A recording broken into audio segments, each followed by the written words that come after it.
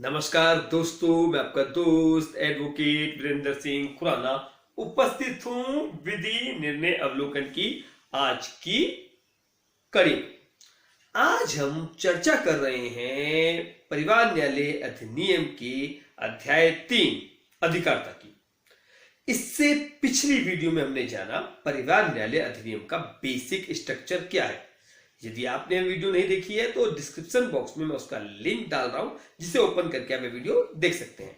संक्षेप में हमने यह जाना था उस वीडियो में कि परिवार न्यायालय अधिनियम को बनाने की आवश्यकता क्यों पड़ी, जबकि 1976 में सिविल प्रोसीजर कोड में अमेंडमेंट के द्वारा आदेश 32 का कुटुंब से संबंध रखने वाले विषयों से संबंधित बात को जोड़ा गया था। उसके बावजूद भी परिवार न्यायालय अधिनियम की आवश्यकता क्यों पड़ी कि हमें 1984 में इस अधिनियम को अधिनियमित करना पड़ा। चूंकि आदेश 32 का के लागू होने के पश्चात भी वह अपने उद्देश्यों को सफलतापूर्वक नहीं निभा पाया। जिन उद्देश्यों को लेकर इस अधिनियम की स्थापना की गई थी वह उसकी पूर्ति, उन उद्देश्यों की पूर्ति नहीं कर पा रहा था, जिसका मुख्य कारण क्या था कि सिविल न्यायालय में ही वादों की सुनवाई की जा रही थी। प्रोसीजर ही तो बदला, प्रोसीजर ही तो एक आपने ऐड किया, सुनवाई वहीं पर थी, लेकिन प्रोसीजर में भी कमियां क्या थी कि सुनने वाला वही जज था, सिविल जज। और परिवार न्यायालय अधिनियम में क्या किया, जब यह माना कि एक परिपक्व जज की आवश्यकता है मैट्रिमोनियल दाम्पत्य विषयों से संबंधित वादों के लिए, परिपक्व जज जिला कैडर के जज की नियुक्ति का प्रावधान रखा गया इस अधिनियम में। दूसरा, अपील या निगरानी का सीधा अधिकार दे दिया गया उच्च न्यायालय को। तो परिवार न्यायालय में ये जो दो खासियत थी इसकी, कि एक तो इसकी अपील का अधिकार उच्च न्यायालय में डायरेक्ट दे दिया गया, और दूसरा परिवार न्यायालय में जो जजेस थे उनको 7 वर्ष की प्रैक्टिस और जिला न्यायाधीश, जिला जज की कैडर के जजों की नियुक्ति का जो प्रावधान किया गया, उससे यह अपने उद्देश्यों की पूर्ति में काफी हद तक सफल रहा है। परिवार न्यायालय आज भी अपने उद्देश्यों की पूर्ति सफलतापूर्वक कर रहे हैं। आइए अब चर्चा करते हैं। आज का जो विषय है हमारा अध्याय 3 अधिकारिता। अधिकारिता के विषय में चर्चा करते हैं, इसकी एक बेसिक स्ट्रक्चर को भी देख लेते हैं कि अधिकारिता का बेसिक स्ट्रक्चर क्या है। इस अधिकारिता, इसमें 2 खंड दिए गए हैं, खंड 1 और खंड 2।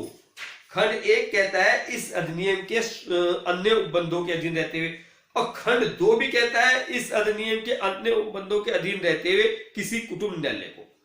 खंड 1 के 2 उपखंड है और खंड 2 के भी 2 उपखंड है। खंड 1 को बेसिकली हम यह समझ सकते हैं कि जो खंड 1 है यह सिविल संबंधी, जो सिविल प्रकृति के बाद है उनके लिए है, और खंड 2 है यह जो अध्याय 9 दंड प्रक्रिया संहिता के अधीन भरण पोषण से संबंधित जो वाद दिए गए हैं यह उनसे संबंधित है। अब खंड 1 का जो उपखंड का है उसको देखते हैं कि खंड 1 का उपखंड का क्या कहता है। ये बहुत इंपॉर्टेंट है। इस अधिनियम के अन्य उपबंधों के अधीन रहते हुए, इस अधिनियम के अन्य उपबंधों के अधीन रहते हुए खंड 1 आ गया। अब खंड 1 का जो का खंड है, क्या है का खंड?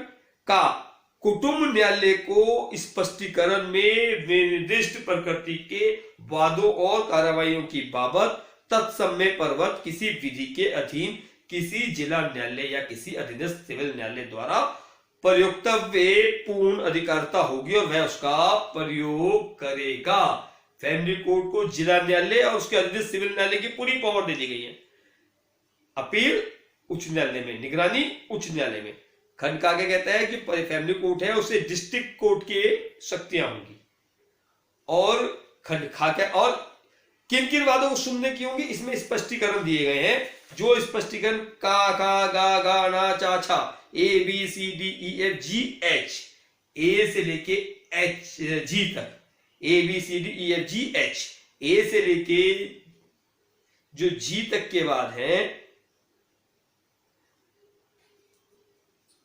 ई एफ जी, हाँ जी तक के जो बाद है उनको सुनने की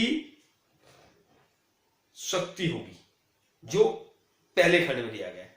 अधिकारता पहले खंड की जो अधिकारता दी गई है कि स्पष्टीकरण ए से जी तक, ए से जी तक के जो बात दिए गए हैं स्पष्टीकरण में उनको सुनने की अधिकारता परिवार न्यायालय को होगी। हम सिर्फ खंड एक की बात कर रहे हैं, खंड एक के खंड का की।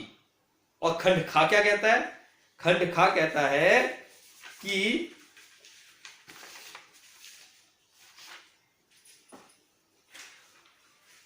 कुटुंब न्यायालय के बारे में ऐसी विधि के अधीन ऐसी अधिकारिता का प्रयोग करने के लिए यह समझा जाएगा कि वह ऐसे क्षेत्र के लिए जिस पर कुटुंब न्यायालय की अधिकारिता का विस्तार है, यथास्थिति जिला न्यायालय या जितने सिविल न्यायालय है।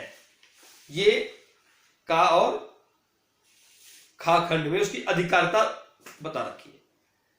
और अभी भी ध्यान रखिए हम खंड एक में है, खंड एक के उपखंड एक का और खा की बात कर रहे हैं।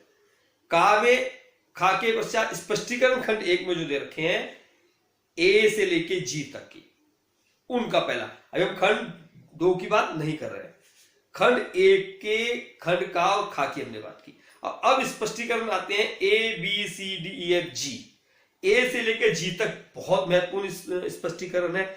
इसको एक वीडियो में ना समझ के, क्योंकि एक वीडियो में सब कुछ मिक्सअप हो जाएगा। एक की जगह हमने क्या प्रयास किया है कि खंड स्पष्टीकरण ए की एक वीडियो, स्पष्टीकरण बी की दूसरी वीडियो, ऐसे अलग अलग वीडियो आपके समक्ष लेके आ रहे हैं। आज की वीडियो में सिर्फ हमने समझा अभी कि बेसिक स्ट्रक्चर इसका क्या हुआ धारा 7 का। इसके पश्चात अगली वीडियो में हम यह चर्चा करेंगे कि इसके जो स्पष्टीकरण का क्या कह रहा है, स्पष्टीकरण खा क्या कह रहा है, स्पष्टीकरण का क्या कह रहा है, एक एक स्पष्टीकरण। और इसके स्पष्टीकरण जो सी है, जो स्पष्टीकरण का है, और जी छा, बहुत ज्यादा इस पे विवाद होता है, बहुत ज्यादा इसको गलत रूप से समझ लिया जाता है। इसलिए इनमें बहुत जजमेंट्स के साथ हम इनका विश्लेषण करेंगे, इसलिए उसको एक वीडियो में नहीं समझ रहे हैं। आप अगली जितनी वीडियो आ रही है उनको एक तारतम्य में देखें। अगर आप उनको एक तारतम्य में देख लेंगे तो आपको फैमिली कोर्ट एक्ट की धारा 7 के संबंध में सिर्फ यह देखना होगा कि नए जजमेंट्स क्या आ रहे हैं, उसके अलावा आपको धारा 7 को आप पूरी तरह से पकड़ लेंगे। तो अगली वीडियो में लेके आ रहे हैं स्पष्टीकरण का के ऊपर, आप उसको देखिए। धन्यवाद।